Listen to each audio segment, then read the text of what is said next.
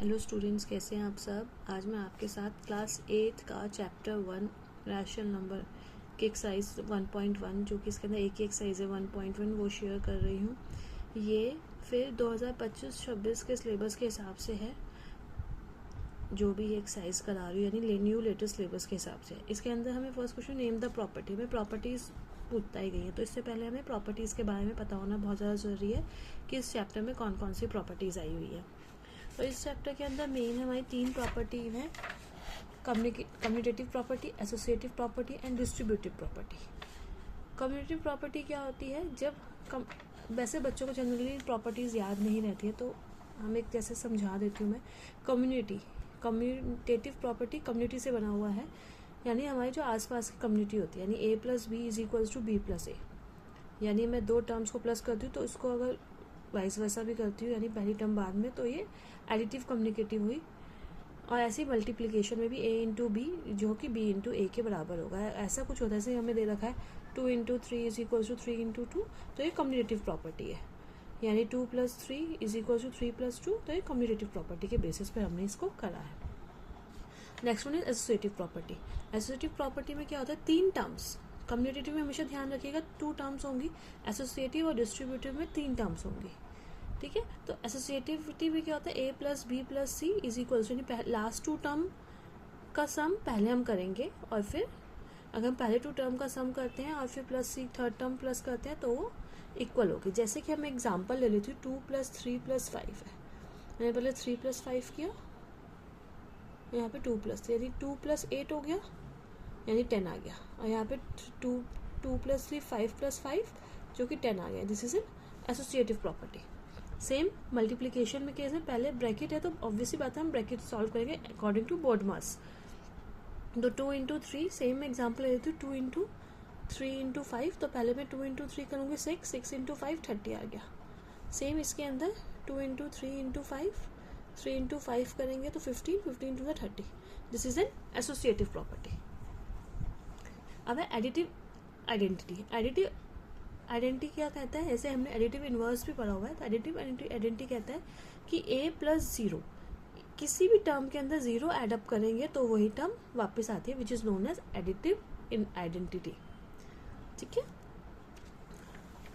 Next है multiplicative identity, यानी हमें किसी भी टर्म के अंदर 1 मल्टीप्लाई करते हैं। मल्टीप्लिकेटिव से ही समझ में आया तो हमें मल्टीप्लाई करना है, एडिटिव से ही समझ में आया कि हमें ऐड करना है। हम क्या ऐड करेंगे, 0। अगर मैं 1 ऐड अप करती हूँ, अगर सपोज मान लो a प्लस 1 करती हूँ तो a प्लस 1 तो 1 प्लस a तो आ जाएगा, लेकिन इज इक्वल्स टू a तो नहीं आएगा ना। तो एडिटिव में हमेशा 0 ऐड अप होगा और मल्टीप्लिकेटिव आइडेंटिटी में हमेशा 1 मल्टीप्लाई होगा, इस बात का ध्यान रखें। अब है डिस्ट्रीब्यूटिव प्रॉपर्टी, नाम से ही समझ में डिस्ट्रीब्यूट करना है, यानी हमें आपस में देना है। Distributive property of multiplication over addition and subtraction. आपको इतना कुछ लिखने की जरूरत नहीं है, आप सिर्फ डिस्ट्रीब्यूटिव प्रॉपर्टी ही लिख सकते हैं।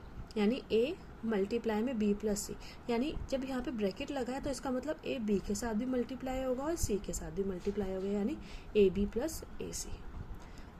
और ऐसे ही सेम सब्ट्रैक्शन के केस में a b minus C, A B minus A C. ध्यान रखिएगा अगर यहाँ पे प्लस आ जाता है तो वो एसोसिएटिव बन जाती है, यहाँ पे प्लस नहीं है तो ये डिस्ट्रीब्यूटिव प्रॉपर्टी बन गई है, कंफ्यूज ना हो। एक आता है मल्टीप्लिकेटिव इनवर्स। अभी हमने मल्टीप्लिकेटिव आइडेंटिटी पढ़ी है। मल्टीप्लिकेटिव इनवर्स के अंदर क्या होता है, इनवर्स मतलब होता है उल्टा, यानी a अपॉन में b का उल्टा क्या हो जाएगा, b अपॉन में कट के सॉल्व करके 1 आ जाएगा। ठीक है, जब आइडेंटिटी है तो 1 है और इनवर्स है तो सॉल्व करके 1 आएगा। Same additive inverse, additive a है, इसका इनवर्स क्या चला जाता है, माइनस a, कैंसिल होकर 0 आ जाता है। ये प्रॉपर्टीज़ बहुत इंपॉर्टेंट हैं। ये प्रॉपर्टीज़ की जो क्वेश्चंस हैं या ये प्रॉपर्टीज़ MCQs में बहुत बार पूछी जाएगी और बहुत ज़्यादा इसके 1-2 क्वेश्चन ज़रूर आते हैं। मैं एक और बताऊँ, कम्यूटेटिव प्रॉपर्टी में क्या होता है, a plus B is equals to B plus A. Commutative property सिर्फ 2 ही टर्म्स पे होती है। एसोसिएटिव में a plus B plus C is equals to a plus B plus C ही होता है, बट पहले हम 2 टर्म्स भी लिख सकते हैं, यानी इसको मैं यहाँ पे भी लिख सकती हूँ, यहाँ पे भी लिख सकती हूँ। तो पहले मैंने लास्ट 2 टर्म्स को ऐड अप करा, फिर उसके अंदर a ऐड कर लूँगा। सेम यहाँ पे पहले 2 टर्म्स को ऐड करा, फिर उसके अंदर लास्ट टर्म को ऐड करा। मल्टीप्लिकेशन में a इंटू बी इंटू सी, क्योंकि बच्चे बहुत कंफ्यूज होते हैं प्रॉपर्टी के अंदर, स्पेशली कम्यूटेटिव एसोसिएटिव प्रॉपर्टी के अंदर कि कौन सी कम्युनिटी, हमेशा ध्यान रखें कम्युनिटी 2 में आएगी, एसोसिएटिव 3 में आएगी। a into B into C is equals to a into B into C, यहाँ पे पहले 2 है और यहाँ पे लास्ट 2 है।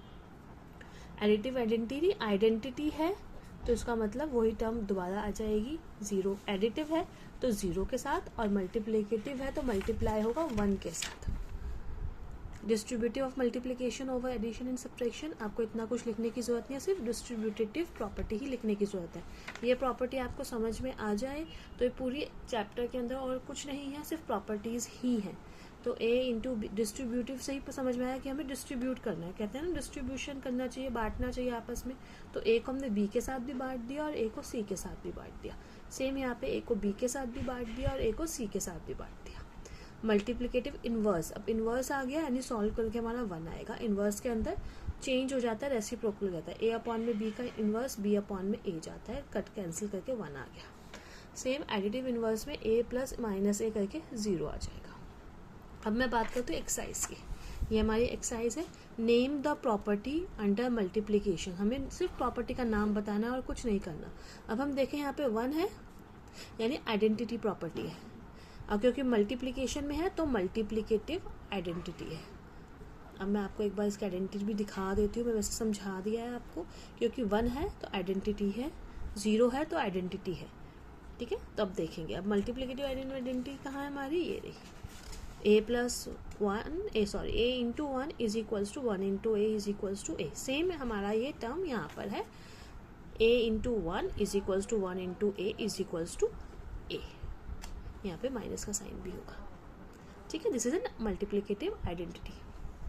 अब यहाँ पे देखें आप, अब यहाँ पे 2 टर्म है, मैंने पहले बताया 2 टर्म कम्यूटेटिव प्रॉपर्टी के अंदर आती है, यानी यहाँ पे ना लिख भी सकते हैं multiply a into 1 is equals to 1 into a is equals to a, जिससे आपको हर एक क्वेश्चन में लिखेंगे तो आइडेंटिटी भी याद हो जाएगी और आपको समझ में भी आ जाएगा।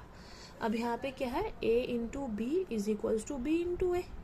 सेम मैंने कहा था कम्यूनिकेटिव प्रॉपर्टी हमेशा 2 में आता है, सिर्फ हमें कुछ नहीं करना, कम्युनिकेटिव प्रॉपर्टी कुछ नहीं करना, सिर्फ हमें प्रॉपर्टी का नाम बताना है। नेक्स्ट अब 1 आ गया, अब देखिए आंसर में 1 आ रहा है तो ये इन्वर्स प्रॉपर्टी हुई, ठीक है। आंसर में 1 आ गया तो इन्वर्स प्रॉपर्टी कौन सी, मल्टीप्लाई है तो मल्टीप्लिकेटिव इन्वर्स, यानी a अपॉन में b इंटू b अपॉन में a is equals to 1। a upon में b इंटू b अपॉन में रेसिप्रोकल हो गया is equals to 1, multiplicative inverse के अंदर आता है।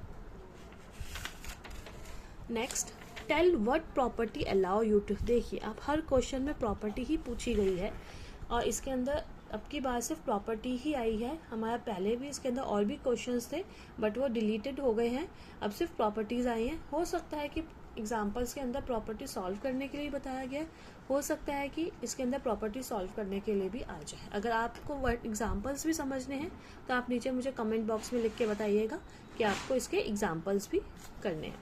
Tell what property allow you to compute, अब देखिए अब इसका क्या है, a into B into C, a into B into C. अब 3 टर्म आ गई, या तो ये एसोसिएटिव है या डिस्ट्रीब्यूटिव है। डिस्ट्रीब्यूट में डिस्ट्रीब्यूट होता है, यहाँ पे मल्टीप्लाई नहीं होता है तो यहाँ पे प्लस या माइनस होता है, तो ये डिस्ट्रीब्यूटिव नहीं, ये एसोसिएटिव प्रॉपर्टी है।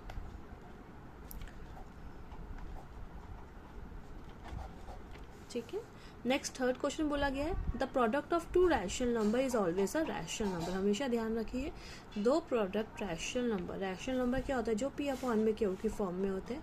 इसको मैं किसी भी 2 नंबर यानी 2 अपॉन में 3 को अगर मैं 5 अपॉन में 6 के साथ मल्टीप्लाई करूँ, दोनों ही रैशनल नंबर है, तो मेरे पास क्या आएगा 10 अपॉन में 18 which is also a rational number, तो वो क्या होगा, एक रैशनल नंबर होगा।